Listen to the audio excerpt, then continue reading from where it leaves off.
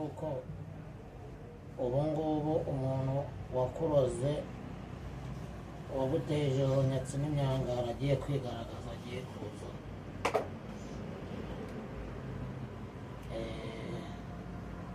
Iri ni ihembe ryanjye njya mbashukisha akarondozi, byajya kwajya jini kwa jini amahembe ahita ubwambi icumu rishinga ubundi nkota ukumva irindi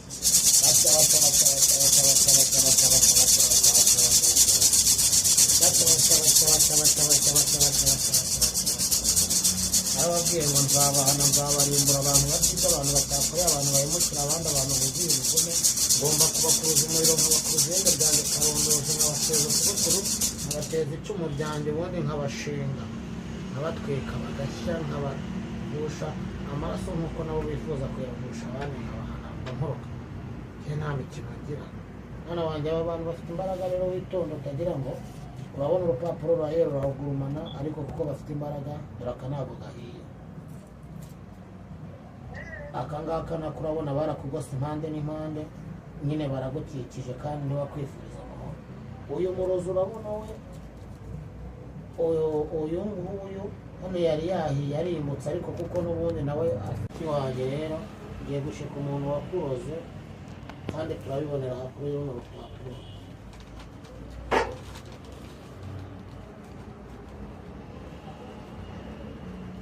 Twanyumva neza?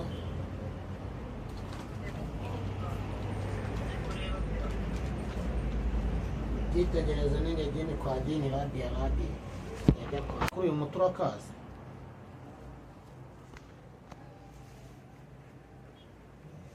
Urakazi? Samo witegereza neza, reba ni akanyamasyo. Uyu muti rero ureba, akanyamasyo ubundi ni agasimba gafite ubwenge, kagenda buke ariko kagakora ibintu birenze.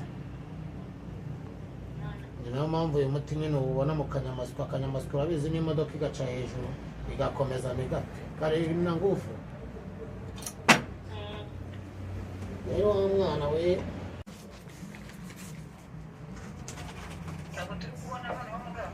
ndaje nari mba ndwana n'aba barozi bafite imbaraga, ntabwo biba byoroshye, ko nze mbikurikirana birebe. Dore umwana wanjye,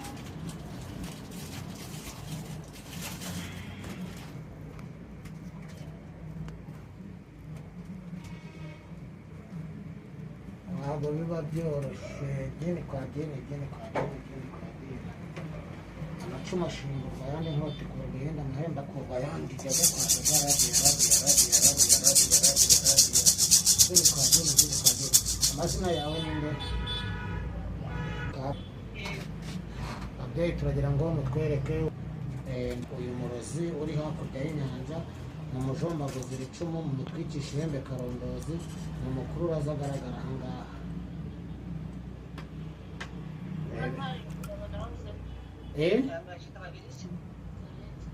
Halo? Ngo n'uwamutwariye umugabo? Turabanza turebe aba barozi, kuko n'ubundi icangiro babashyizeho nicyo gikomeye cyane. Reka tubanze turebe uyu murozi, nitumara kumurangiza n'uwatwaye umugabo nawe tugomba kumubona nta kibazo. Mwanyumva neza? Mwitegereze ihembe ryanjye ngiri iriya muri kurireba. Aya mazi rero murayareba, tegereze murebe. Ngende umuhamyi, ngiye kumukuruza ihembe ryanjye, nk'uko njye mbakura bakava mu nyanja bakansanga hano. Njye nta mikino ngira. Dini kwa dini, dini kwa dini, dini kwa dini. Rabia.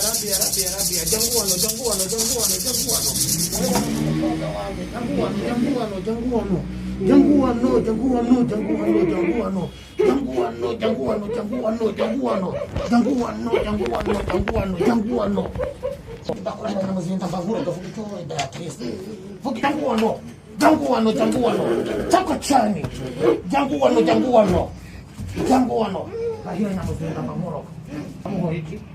Ngiye kumurahirira icumu, ndimushinga mwana wanjye. Ngiye kumushingira icumu.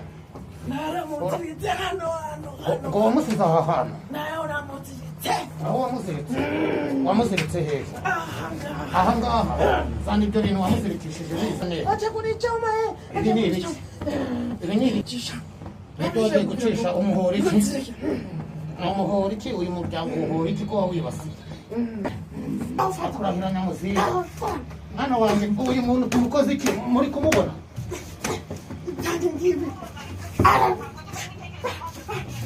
itegereza hano itonde kurahira nyamuziga bagura giye kumwica simuroza afite imbaraga witwa nde ivuge none aha ngaha ivuge wamuroza ivuge yitwa William Marita ngo yitwa William Marita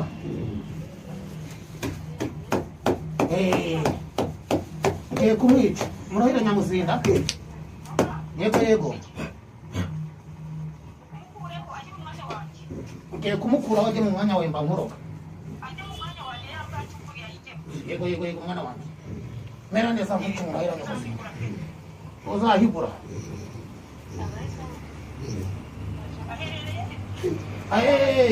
avuye ngo muri Kongo avuye mu nazi muri Kongo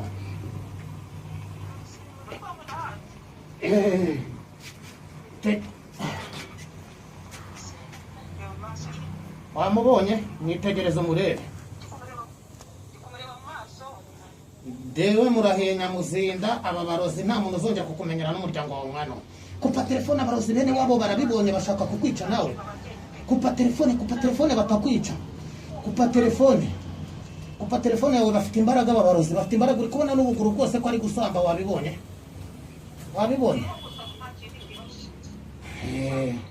ndangere rero ntabwo njya binandura umuhanzi ntabwo njya nkunda abantu bahemukira abandi kupa telefone yawe itaguturikana nze mpangane n'abandi barozi bene wabo bafite imbaraga nababonye